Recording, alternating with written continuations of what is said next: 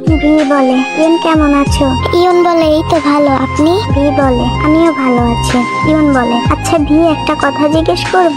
V বলে, হ্যাঁ অবশ্যই। ইয়ন বলে, আপনি কি ওই মেয়েটাকে এখনো ভালোবাসেন? ভি বলে, কোন মেয়ের কথা বলছো তুমি? ইয়ন বলে, যেই মেয়েকে আপনি সফল হওয়ার আগে প্রপোজ করেছিলেন। ভি বলে, না, এখন ভালোবাসি না তাকে, কিন্তু হ্যাঁ অনেক কষ্ট পেয়েছিলাম তার ব্যবহারে।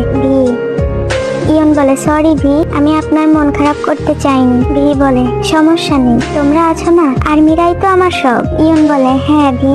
ভি বলে, তোমরা থাকবে তো আমার পাশে সারা জীবন? ইয়ন বলে, থাকবো তো। তারপর প্রায় 1 বছর পরে ভি বলে, ইয়ন শোনো, তোমাকে কিছু কথা বলবো আজ। ইয়ন, হ্যাঁ বলেন, কি বলবেন? ভি রাগান্বিত হয়ে বলে, তুমি আমাকে নিয়ে কেন এত পাগলামি শুরু করেছো? ইয়ন বলে, কই পাগলামি করলাম? ভি রেগে একটা ধমক দেয়। ইয়ন চুপ হয়ে যায়। ভি বলে, কেন তুমি এমন করছো? আমারও তো পার্সোনাল লাইফ আছে, তাই না? ইয়ন বলে, কিন্তু আপনি তো বলেছিলেন সারা জীবন আপনার পাশে থাকতে। ভি বলে, হ্যাঁ বলেছিলাম আমার পাশে থাকতে, কিন্তু বলিনি আমাকে নিয়ে পাগলামি করতে। ইয়ন বলে, ওকে, এখন সব বাদ, আপনি যা বলবেন তাই হবে, বলেন আপনি কি চান?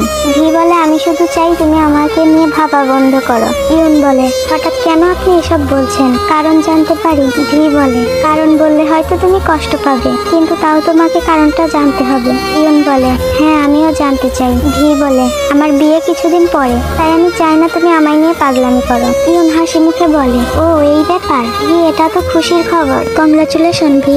ভি বলে, ইয়ন তুমি খুশি হয়েছো? ইয়ন বলে, হ্যাঁ অবশ্যই আমি অনেক খুশি, কিন্তু কষ্ট পেয়েছি আপনি আমাকে রাগ করতে এসেছেন, ইনভাইট করলেন না তাই। ভি বলে, হ্যাঁ তোমাকে দাওয়াত দিলাম আমার বিয়েতে। ইয়ন বলে, থ্যাঙ্কস, আমি অনেক মজা করবো আপনার বিয়েতে। তারপর ইয়ন ভিয়ের বিয়েতে অনেক এনজয় করে। ভিয়ের বিয়ের অনুষ্ঠান শেষ করে ইয়ন ঘুমের ওষুধ খেয়ে সুইসাইড করে। ভি পরদিন সকালে খবরটা পায়, সে ইয়নকে দেখতে আসে। ইয়ন বিয়ের উদ্দেশ্যে একটা চিঠি লিখে গেছে। ভি চিঠিটা পড়ে। চিঠিতে লেখা ছিল, ভি জানো তো, তোমাকে না আমি অনেক ভালোবেসে ফেলেছিলাম। তোমার বিয়ের কথা শুনে আমি আর নিজেকে ঠিক রাখতে পারছিলাম না, তবুও নিজের বিরুদ্ধে গিয়ে তোমার বিয়েতে হাসি খুশি থেকেছি। আমার ভেতরটাই যেন এক ভয়ঙ্কর ঝড় হচ্ছিল, এই ঝড় থেকে আমি মুক্তি নিয়েছি। তুমি যখন এই চিঠিটা পড়ছো তখন হয়তো আমি বেঁচে থাকবো না, তাই তুমি আমার হয়ে তোমার বউকে বলে দিও সে যেন তোমায় অনেক ভালো রাখে, কারণ সে আমার জীবনের থেকেও প্রিয় মানুষটাকে পেয়েছে।